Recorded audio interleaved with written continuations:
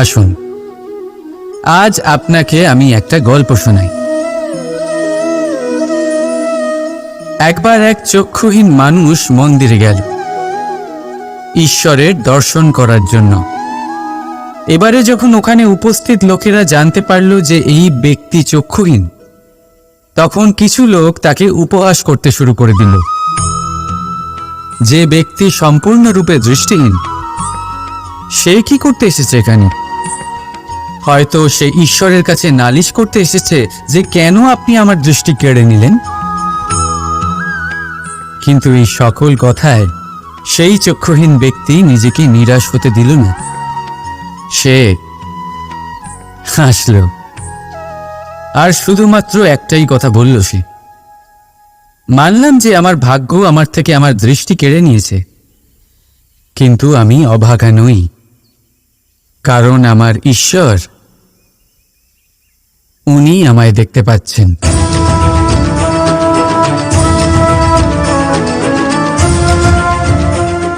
তাই মনে রাখবেন, দৃষ্টি নয়, দৃষ্টিভঙ্গি আবশ্যক। যদি আপনার দৃষ্টিভঙ্গি শুভ হয়, তাহলে অশুভর মধ্যেও আপনি শুভ দেখতে পাবেন। আর মন প্রসন্ন হয়ে বলবে, রাধা রাধা। ধন ধন হলো কারোর জন্য মোহ, আবার কারোর জন্য মায়া, কারোর জন্য হয়তো ভাগ্য, আবার কারোর জন্য কর্মের পারিশ্রমিক। দেখতে গেলে এই ধন হয়তো সবার জন্যই অত্যন্ত প্রয়োজনীয় হয়ে থাকে। সেই জন্যই তো মানুষ নিজের সমস্ত জীবন অতিবাহিত করেন এই ধন অর্জন করার জন্য। অনেক মানুষ এমনও হয় যাদের সমস্ত জীবন এই ধন অর্জন করতেই কেটে যায়। প্রত্যেক মানুষই চেষ্টা করেন যেন তিনি ধনী হন, যত সম্ভব বেশি ধন অর্জন করতে পারেন, সম্পন্ন থাকতে পারেন। আর তা হবে নাই বা কেন?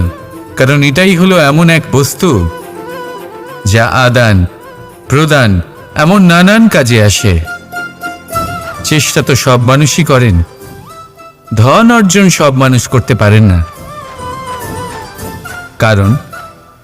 কারণ হলো এটাই যে মানুষ ভাবেন যে তার কাছে কিছু ধন এলে তারপর তিনি কিছু করে দেখাবেন।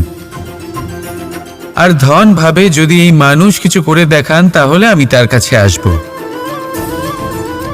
সেই জন্য কিছু করে দেখান, এমন শ্রেষ্ঠ কাজ করে দেখান যাতে ধন নিজেই আপনার কাছে ছুটে আসে। যদি আপনি ধন লাভের আশায় ছোটেন তাহলে আপনি নিজের সন্তোষ ভাব হারিয়ে ফেলবেন। কিন্তু এই সম্পত্তি যদি আপনার কাছে ছুটে আসে তাহলে আপনাকে মহান বলা হবে। সেই জন্য কাজ করুন, শ্রেষ্ঠ কাজ করে দেখান, দেখবেন এই ধন ফলস্বরূপ আপনার কাছে আসবেই আসবে। তাহলে আসুন আমার সাথে ভালোবেসে বলুন, রাধা রাধা। এই সংসারে আমাদের জীবনের সবথেকে বড় দোষ কি আপনি জানেন? কেউ বলবেন লোভ, কেউ বলবেন লালসা, কেউ বলবেন অসত্য। দেখুন, দুঃখের মূল কারণ হলো পরিশ্রম না করা। কিছু মানুষ ভাবেন যে আমি জীবনে কোনো পরিশ্রম করব না, অথচ আমি সবকিছু প্রাপ্ত করতে চাই। আর এমন এক কারণের জন্যই দূতের মতো খেলা আমাদের জীবনে প্রবেশ করার সুযোগ পায়। দূত, এই দূত আসলে কি? দূত অর্থাৎ কোনো পরিশ্রম ছাড়াই অন্য কেউ পরিশ্রম করে যা অর্জন করেছেন, যে সুখ সুবিধা অর্জন করেছেন, তা নিজের জন্য শুধুমাত্র একটা খেলার মাধ্যমে নিজের করে নেবার ইচ্ছে। আর এই ইচ্ছে অত্যন্ত বিনাশকারী হতে পারে। এই ইচ্ছে যদি আপনার বিবেক, আপনার মন, আপনার চেতনা, আপনার ভাবনা প্রবাহিত করে ফেলে, তারপরে আপনি চেষ্টা করতে শুরু করে দেবেন, আর সেইখান থেকেই আপনার পতন শুরু হবে। এই চেষ্টা করবেন যে অন্য কারোর জীবনের সমস্ত ধন, তার সমস্ত জীবন সম্পূর্ণভাবে নিজের করে নেওয়ার। কারণ প্রথমে আশা জাগ্রত হয়, আর এই আশা হতাশায় পরিণত হতে সময় লাগে না। এই হতাশা কোনঠায় পরিণত হতে সময় লাগে না, কোনঠা লোভে পরিণত হতে সময় লাগে না, আর এই লোভ প্রতিশোধ স্পৃহাতে পরিণত হতে সময় লাগে না। আর যখন এই সব কিছু হয়, আপনি দুষ্ট হয়ে যান। আর সবাই জানেন যে প্রত্যেক দুষ্ট ব্যক্তির পতন হলো অবশ্যম্ভাবী। তাই নিজেকে দূতের থেকে দূরে রাখুন আর পরিশ্রমকে নিজের কাছে টেনে নিন। জীবনে আপনার যা যা স্বপ্ন রয়েছে, যা আপনি করতে চান, শুধুই পরিশ্রম দ্বারা অর্জন করুন। তাহলে তাই করুন আর আমার সাথে ভালোবেসে বলুন, রাধা রাধা। জীবনে আপনি যত অগ্রসর হতে থাকেন, অনেক মানুষের সাথে আপনার দেখা হয়। তার মধ্যে কেউ আপনাকে উৎসাহিত করেন, কেউ আপনাকে শক্তি প্রদান করেন, কেউ আপনাকে হতাশ করেন, আবার কেউ আপনাকে পাথরও মারতে থাকেন। এমন অবস্থায় বেশিরভাগ মানুষ কি করে থাকেন? অন্যের কর্মের জন্য নিজে বিচলিত হয়ে পড়েন, ক্রুদ্ধ হয়ে যান তাদের উপরে, তাদের সাথে লড়াই করেন, তাদের কটূক্তি করেন, প্রতিশোধ নেওয়ার জন্য তাদের ছোড়া সেই পাথর দিয়ে তাদেরকেই আঘাত করার চেষ্টা করেন। কিন্তু এতে কি হয়? এই হলো আপনার লক্ষ্য, আর এই হলো আপনার পথ।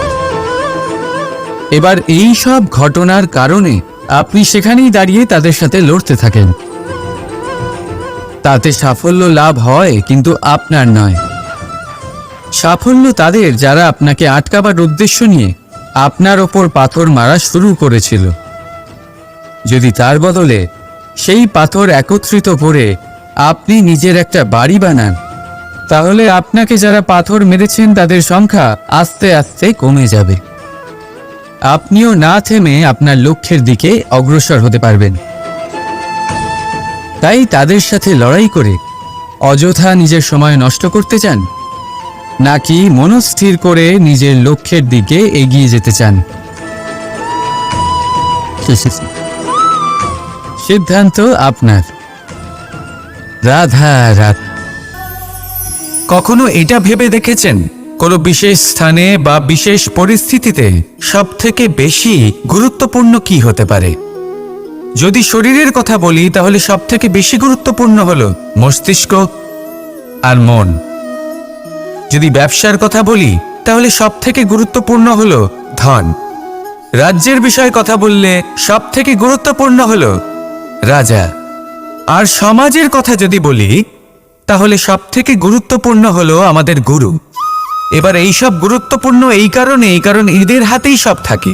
দেখুন, হয় এরা আমাদের উত্থানের পথে নিয়ে যেতে পারে, অথবা আমাদের পতনের দিকে নিয়ে যেতে পারে।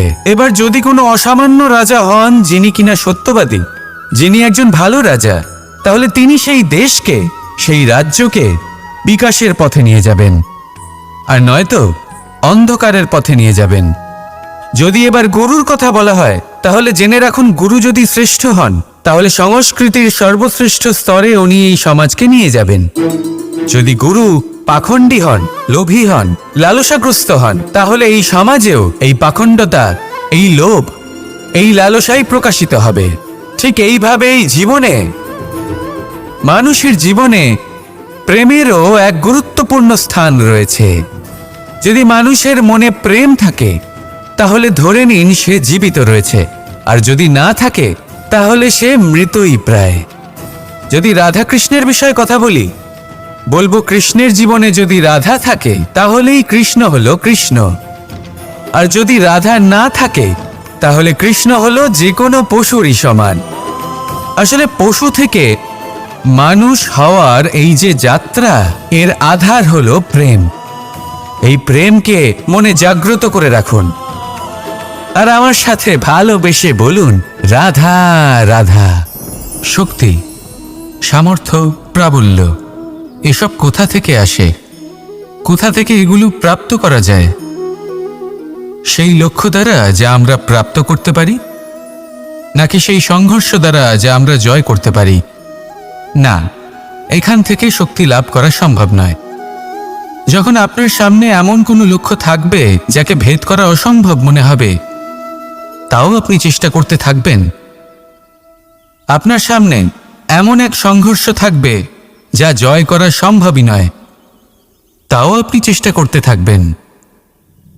তখন আপনার শক্তি বৃদ্ধি পায়। অসম্ভবকে সম্ভব করে দেখালে শক্তির বৃদ্ধি হয়। দেখুন, যা সম্ভব তা তো যে কেউ করতে পারে। যা অসম্ভব কিন্তু আপনি চাইছেন, তা পূর্ণ করুন। সেই লক্ষ্য প্রাপ্ত করুন। সেই সংঘর্ষের উপর জয়লাভ করুন। প্রয়াস তো করে দেখুন। এই চেষ্টার দ্বারা এই শক্তির বৃদ্ধি হয়। আর যখন সেই শক্তি উচ্চ স্তরে পৌঁছে যাবে, তখন আপনি অসম্ভবকে সম্ভব করে দেখাবেন। তাই জীবনে চেষ্টা করতে থাকুন আর আমার সাথে ভালোবেসে বলুন, রাধা রাধা। আম এবং নিম, এই দুই যে যার স্থানে অত্যন্ত বিশেষ, অত্যন্ত শ্রেষ্ঠ। আম আমাদের শক্তি বাড়ায়, আর অন্যদিকে নিম রোগের সাথে লড়াই করার আমাদের ক্ষমতা বাড়ায়। এবার আম অত্যন্ত মিষ্টি হয় আর নিম অত্যন্ত তিক্ত। তাই এই কারণে কি নিমের নিরাশ হওয়া উচিত বা নিজেকে ঘৃণা করা উচিত? তার স্বাদ তিক্ত? কখনোই নয়। দেখুন, নিম তিক্ত, এতে নিমের কোনো দোষ নেই। দোষ হলো জিহ্বার, যে মিষ্টি পছন্দ করে, তিক্ত পছন্দ করে না। কিন্তু যদি আপনি নিজের জীবনে নিমের প্রয়োগ না করেন, তাহলে আপনার রোগ প্রতিরোধ ক্ষমতা বাড়বেই না। তাই নিম হলো অত্যন্ত গুরুত্বপূর্ণ। এর থেকে আপনি কি শিক্ষা পেলেন? এটাই যে জীবনে কখনো অন্য কারোর মাপকাঠি দ্বারা নিজেকে পরখ করবেন না।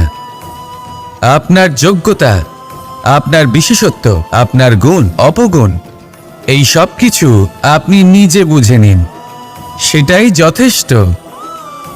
আসুন আর আমার সাথে ভালোবেসে বলুন, রাধা রাধা। আজকাল আপনি দেখে থাকবেন যে মা বাবা শুধুমাত্র সন্তানকে ভালোবাসেন তা নয়, তাদের মোহেও জড়িয়ে পড়েন। বিদ্যালয়ে যখন পাঠান তখন সমস্ত সুযোগ সুবিধা দিয়েই পাঠান। চেষ্টা করেন যে সবসময় যেন সন্তান তাদের চোখের সামনেই থাকে। কিন্তু ভুলে যান এক অত্যন্ত গুরুত্বপূর্ণ কথা, যে সন্তানকে এক নতুন দৃষ্টিভঙ্গি দেওয়াই হলো ওনাদের কর্তব্য। সেই জন্য পুরাতনকালে শিষ্যদের গুরুকুলে পাঠানো হতো, বাড়ির থেকে দূরে। কারণ বাড়ি ছেড়ে যাওয়া এক সন্তানের জন্য, এক শিষ্যের জন্য অত্যন্ত শুভ লক্ষণ হয়।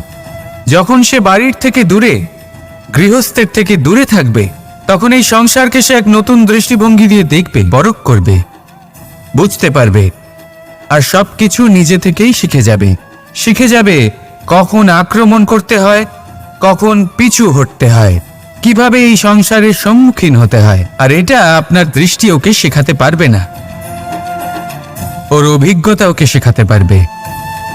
তাই মনে রাখবেন, যদি আপনি চান যে আপনার সন্তানের বিকাশ হোক, তাহলে অনেক সময় ওকে নিজের থেকে দূরে নিয়ে যেতে হয়। যদি মোহে আবদ্ধ থাকেন, তাহলে ওর বিকাশ কখনোই হবে না। তাহলে আসুন আমার সাথে ভালোবেসে বলুন, রাধা রাধা। এই সংসারে মাতা পিতা তার সন্তানকে সব থেকে বড় উপহার কি দিতে পারে? বৈভব, সুযোগ সুবিধা, বাড়ি, নাকি আশেপাশের পরিবেশ?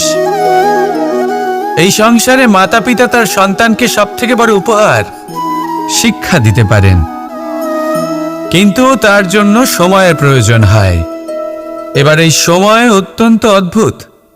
সময়ের ধারণা সবার রয়েছে। কখনো কখনো কিছু কঠিন সময় বরদানের মতো আমাদের সম্মুখে আসে। এরকম কোনো সমস্যার কথা যদি আমি বলি, যেমন যুদ্ধ, মহামারী, মহা অসুখ, এরকম সময় আমাদের কাছে যথেষ্ট সময় থাকে। এই সময় আমরা চিন্তা করি, ভয়ভীত হই, কে জানে কত সম্পত্তির ক্ষয়ক্ষতি হবে। এবার এই সময় কিভাবে কাটিয়ে ওঠা যায়? অশুভ চিন্তা তার মনের মধ্যে বাসা বাঁধে, সে বুঝতে পারে না সে কি করবে। আমি বলবো, চিন্তা ত্যাগ করুন, এই ভয়কে ত্যাগ করুন। আর মনে রাখুন একটা গুরুত্বপূর্ণ কথা, যে ঈশ্বর আপনাকে বরদান দিয়েছেন যাতে আপনি নিজের কর্তব্য পূর্ণ করতে পারেন। কর্তব্য, নিজের পরিবারকে সময় দেওয়া, নিজের সন্তানকে শিক্ষা দেওয়া, তাদের সাথে বসুন, কথাবার্তা বলুন, আলোচনা করুন। কিছু কথা তারা বলবে, কিছু আপনি বলবেন, কিছু আপনি শিখবেন, কিছু তারা শিখবে। তাদের সাথে খেলা করুন, তাদের সাথে পূর্বপুরুষের গল্প করুন। এইসব করলে তাতে না শুধু তাদের ভবিষ্যৎ উজ্জ্বল হবে, বরং আপনিও সন্তুষ্টি পাবেন। ভয়ভীত হবেন না। আজ বর্তমানে আপনি কি করতে পারেন যাতে আপনার বর্তমান সঠিক হবে এবং ভবিষ্যৎ উজ্জ্বল হবে, তাতে একাগ্র হন। সব কিছু শুভ হবে। রাধা রাধা। বিবাহ। একজন নারীর জীবনে বিবাহের গুরুত্ব কতটা? আসুন আমরা কথা বলি রুক্মিণীকে নিয়ে। একজন নারী যিনি পবিত্র মানসিকতা নিয়ে কাউকে ভালোবেসেছেন, তাকে বিয়ে করতে চেয়েছেন। এবার বিয়ে মানে কাউকে পাওয়া, মানে কারোর হাত ধরে আগামী সমস্ত জীবন তার সাথে কাটিয়ে দেওয়া। এবার আমার হাত ধরে রুক্মিণী বিয়ের সুখ তো নিশ্চয়ই পেয়েছে, কিন্তু ওর এই প্রেমের যাত্রা এর অন্ত হলো না, বরং তা শুরু হলো। এবার রুক্মিণীর জীবনে সেই অধ্যায় শুরু হয়ে গেছে যেখানে ওকে সেই মানুষকে বুঝতে হবে যার হাত ধরে সমস্ত জীবন অতিবাহিত করার সিদ্ধান্ত নিয়েছে সে। এবার এরকম একটা সময় প্রত্যেকের জীবনে এসে থাকে। প্রত্যেকের মানে আপনারও। আপনার জীবনেও এমন এক সময় আসবে, তার জন্য তৈরি থাকুন। নিজের মনে যা যা বিকার আছে তা কোথাও ত্যাগ করে আসুন, আর পরিশুদ্ধ ভালোবাসা দিয়ে, পবিত্র মন দিয়ে নিজের জীবন সাথীকে বোঝার চেষ্টা করুন, কোনো আশা না রেখে। যদি এরকম করতে পারেন তবেই কঠিন পরীক্ষায় উত্তীর্ণ হবেন, নয়তো নয়। রাধা রাধা। এই সংসারে কিছু মানুষের তীব্র বাসনা থাকে, সে নিজেকে বিনাশ করতে চায়। কিছু মানুষ মদ্যপান করে নেশায় বুঁদ হয়ে থাকেন, কিছু মানুষ বিলাসিতা করেন, আর কেউ সবার সাথে শত্রুতা করে বসেন।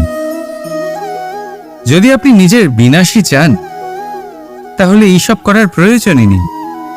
শুধু একটু অহংকার পোষণ করুন।